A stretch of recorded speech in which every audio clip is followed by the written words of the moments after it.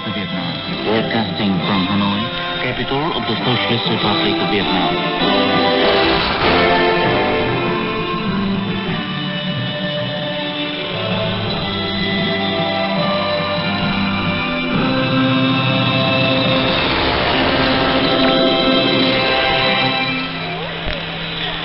Welcome to the Voice of Vietnam. I'm Nhật Quỳnh. In today's program, After the News, current affairs comments on how ASEAN countries have worked together to respond to challenges. In the society segment, we'll introduce Nhất Tâm Vegetarian Restaurant in Hanoi that gives away hundreds of free meals a day to poor people.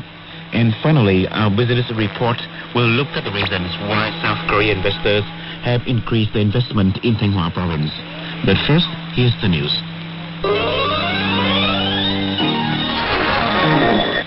In the news headlines, Vietnam expects stronger social-economic development in quarter two. Nearly $6 billion is allocated to support ethnic minority and mountainous areas in Vietnam. And the Kremlin says a Putin-Zelensky meeting is only possible once a document is agreed. And now for the news in detail. Prime Minister Phạm Minh Chính is confident that Vietnam will see stronger, more effective, and more sustainable social-economic development in the second quarter of 2022. Addressing the national teleconference between the government and localities on Tuesday, Mr. Chính highlighted Vietnam's encouraging social-economic results recorded in quarter one despite the COVID-19 pandemic and global uncertainties. According to a report at the meeting, the country's GDP grew 5.03% and the consumer price index was kept at 1.92% in the first quarter. Total trade went up 14.5% to more than $176 billion. Prime Minister Chính asked for effective implementation of the COVID-19 Prevention and Control Program, the Social Economic Recovery and Development Program, and the government's resolutions on production, business, and innovation facilitation. The government leader demanded stronger efforts to maintain macroeconomic stability, control inflation, foster digital transformation, and climate change response. The National Assembly has approved nearly $6 billion for the National Target Program for Social Economic Development in ethnic minority and mountainous areas from now until 2025. According to National Assembly Vice Chairman Trần Thanh Mẫn, Mr. Mẫn told a conference in the Mekong Delta province of Sóc Trăng on Tuesday that the program targets to reduce the number of disadvantaged communes and hamlets by 50% by 2025, with an aim of zero by 2030. Deputy Prime Minister Phạm Bình Minh said that the allocation of $6 billion for the program is expected to create breakthroughs for growth in these areas, and preparations should begin as early as this month. The World Bank has predicted Vietnam's GDP growth at 5.3% this year. World Bank's East Asia and Pacific chief economist Aditya Mathu pointed to the difficulties of the COVID-19 Omicron variant, which has led to a surge in infections, considerable impacts on oil import, which is equivalent to 3% of the GDP, and higher import prices of other materials like iron and steel. Though Vietnam was recognized as one of the countries that have made the most of opportunities to expand trade, that fact also made it more vulnerable to external shocks, according to the bank's East Asia and Pacific Economic Update titled Braving the Storms, launched virtually on Tuesday. This means Vietnam needs to be more successful in building and completing its social security system, the report said. The World Bank said that Vietnam's international tourism is expected to recover strongly from the middle of this year. Vietnam and the UK signed a memorandum of understanding on Tuesday for cooperation in vocational education. The signatories were Vietnamese Minister of Labour, Invalids and Social Affairs Đào Ngọc Dung and British Ambassador to Vietnam Gareth Ward. The MOU is expected to create a legal framework for bilateral cooperation toward the goal of vocational education development in Vietnam and promoting the bilateral strategic partnership between the two countries. Minister Đào Ngọc Dung said. Hiện nay Việt Nam thì có 1.929 cơ sở giáo dục nghề nghiệp Vietnam now has more than 1,900 vocational training establishments. We thank the British government for supporting us in education and also vocational training. The UK has helped us organize short courses on improving teachers' knowledge on business and startup, vocational training methodology, and English language training for vocational trainers. The UK has also helped us with developing quality assurance in 21 colleges, increased links between Vietnamese vocational training schools and their British partners. Vietnam has been named by analysts at leading Wall Street banks as one of the 3 hottest markets in the Southeast Asia, according to the U.S.'s CNBC TV channel. Analysts at Goldman Sachs and J.P. Morgan, when asked which Southeast Asian markets were their top picks, named Indonesia, Singapore, and Vietnam.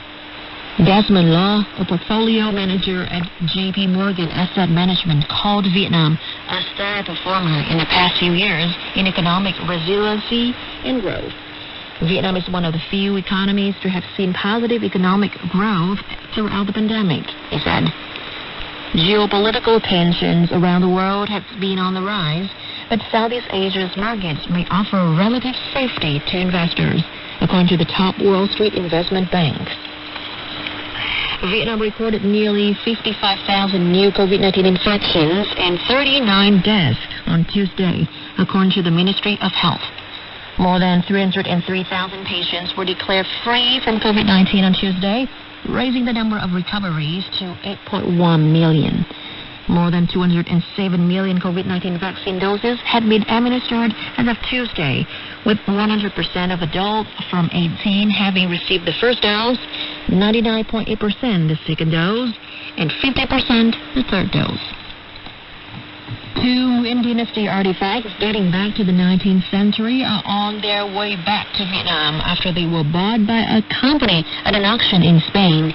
The artifacts, including a Mandarin hat and a Nhật Binh dress, royal costume of the Nguyen Dynasty, was purchased by the Sunshine Group Joint Stock Company at auction in October last year. They were then donated to Thừa Thiên Huế province, where the Nguyen Dynasty Royal Palace complex is located. The Mandarin hat comes with a box made of lacquered and gilded wood. The Nhật Binh dress is a casual clothing item worn by the Empress Dowager, Empress Consort, and princesses of the Nguyen Dynasty. The 2 auction items sold for about $1.5 million in total. The artifacts will be preserved and displayed at the Huế Museum of Royal Fine Arts. The Nguyen Dynasty ruled Vietnam from 1802 to 1945. You're listening to The Voice of Vietnam and now some more news.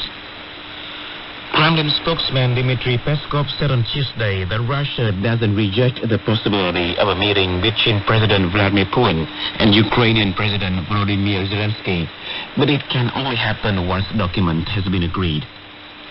Russia and Ukraine are continuing intensive peace talks via video link, Interfax news agency cited a deputy Russian foreign minister as saying earlier on Tuesday. Peskov declined to comment on the progress of the talks. The Indonesian government confirmed on Monday that it will reinstate visa exemption for ASEAN citizens as the country begins to relax international travel restrictions amid a steady decline in new COVID-19 cases.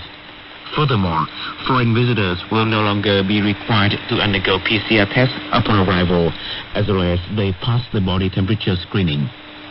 Requirements for foreign visitors are proof of vaccination and negative PCR tests taken 2 days prior to arrival.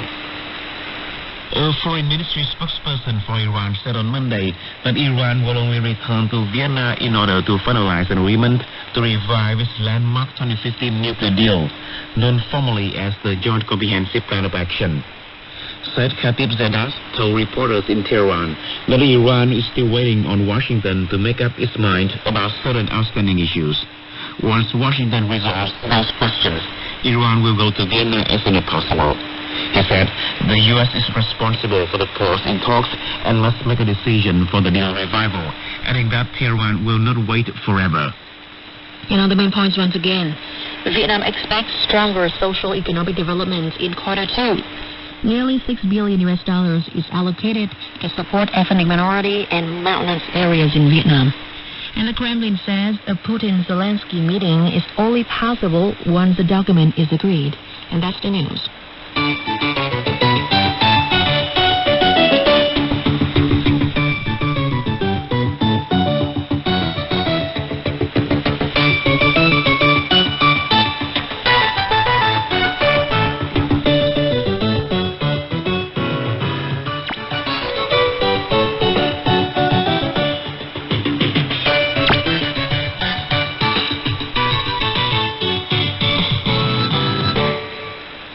Now time for current affairs. The Association of Southeast Asian Nations has accelerated implementation of the ASEAN Community Vision until 2025. The 27th Conference of the ASEAN Socio-Cultural Community, themed ASEAN ACT, Addressing Challenges Together, held on April the 1st, underscores ASEAN's spirit of togetherness as one community with a common will in its collective endeavor to overcome challenges facing the region. The 27th Conference of the ASEAN Socio-Cultural Community discussed priorities and proposed documents to be submitted to the 40th and 41st ASEAN Summit in November.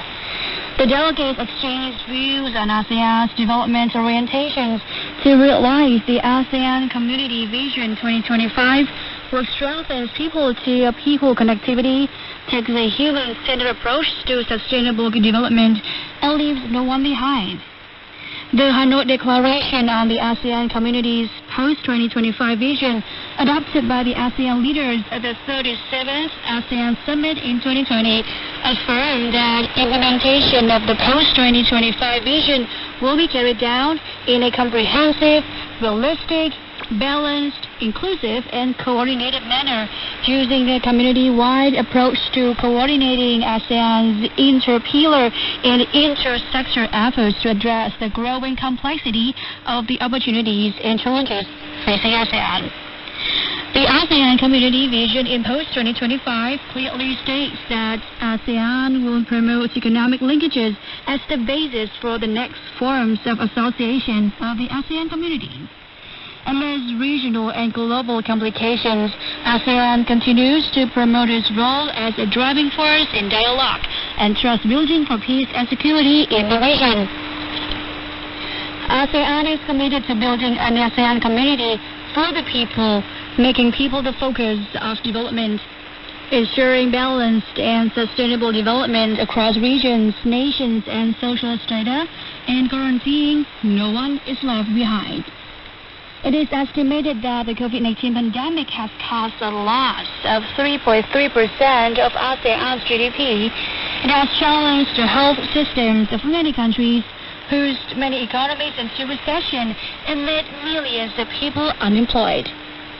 ASEAN countries have united and cooperated to respond to the pandemic by establishing the COVID-19 ASEAN Response Fund, the Regional Reserve of Medical Supplies for Public Health Emergencies, the ASEAN General Recovery Framework, and a three-pillar plan to help people and businesses recover from the pandemic and stabilize their economic situation.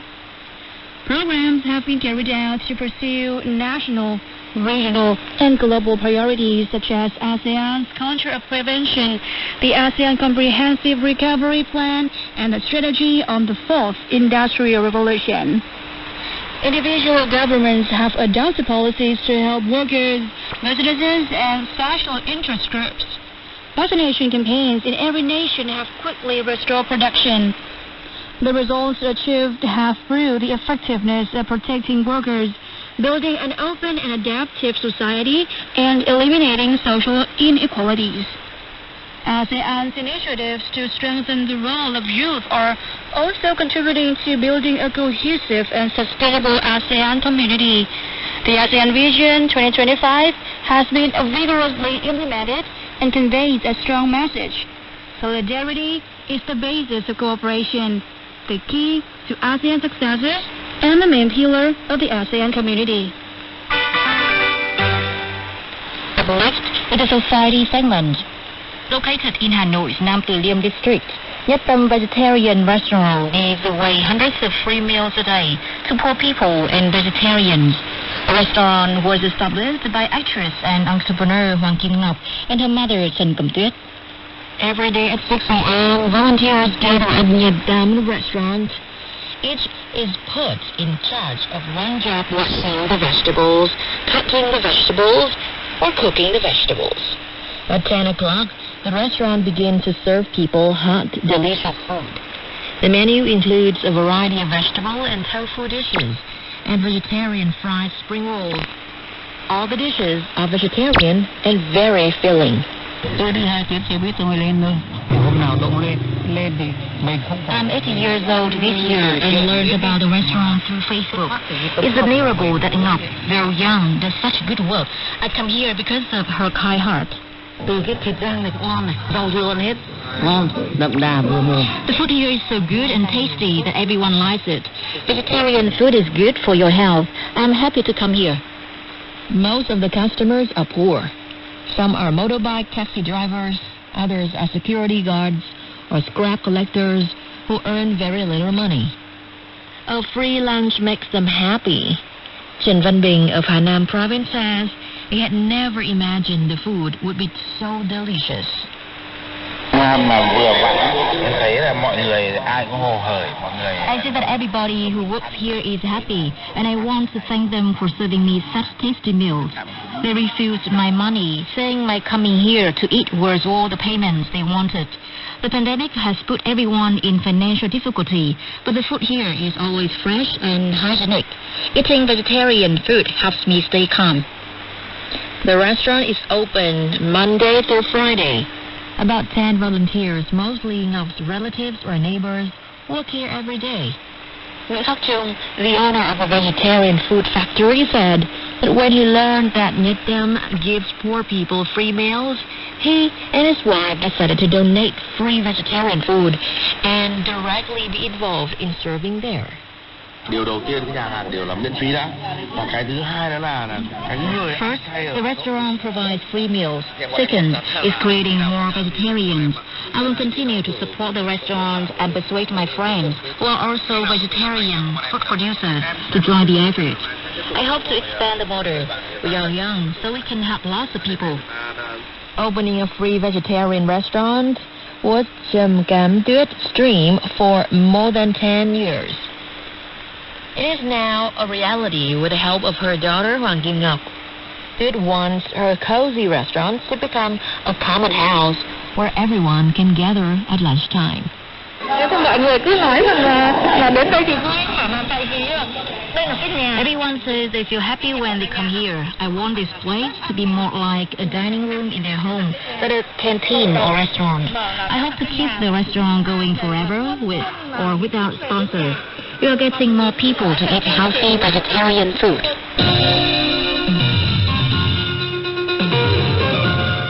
We'll continue with the business segment. The Republic of Korea is Vietnam's biggest investor, second biggest partner in ODA, tourism and labor, and third largest trade partner with last year's bilateral trade revenue of $78 billion. The Korean investors have recently increased their investment in Thanh Hoa province. A delegation of Korean businesses visited Thanh Hoa province late last month to study opportunities and conditions of the Nghi Sơn economic zone. Located 180 kilometers south of Hanoi, the zone has a good transportation network of roads, railways, and sea routes, and is close to Thọ Xuân Airport. The third industrial zone of Nghi Sơn, which covers an area of 270 hectares, is finalizing infrastructure to open to investors in the middle of this year. Choi Chung-ho, Vice President of the Nghi Sơn Electricity Company, the largest Korean venture investor in Thanh Hoa, said Thanh Hoa is an attractive destination. Thanh Hoa province has some of the best leaders in helping businesses. The Nghi Sơn 2 project was built by foreign investors and has operated for 25 years. We have promoted the project as a typically successful foreign investment model in Vietnam. Lee Quang-ho, General Director of the THN Auto Parts Vietnam Company, said he came to Vietnam for the first time in 2019 to survey locations. He was impressed with Thanh Hoa's geographical advantages and potential. We have worked with the leaders of Thanh Hoa who offered us investment incentives and commitments. We made a wise decision in building a factory in Thanh Hoa. The direction of the provincial leaders and the goodwill of functional departments and local agencies helped us resolve difficulties in making our first factory operational. There are 37 Korea-invested projects and Korea-Japan joint ventures in Thanh Hoa with a total registered capital of $1.6 billion. Korean businesses are interested in the operation and transit capacity of Nghi Port. Nguyen Văn Thi, Vice Chairman of the Thanh Hoa Provincial People's Committee, said Nghi Port covers an area of 740 hectares and has 60 berths, including general berths, specialized berths, and container berths. So far, 20 berths have been operational. Nghi International General Port has started receiving international freight and is connected with ports in Asia and Europe. We have applied systematic measures to infrastructure, labor, housing, and urban areas to resolve social security issues and other conditions for investors. We regularly meet with investors to address difficulties facing them at the local and central level. Performed by Tung Dương has brought our show to an end. Thanks for listening and goodbye.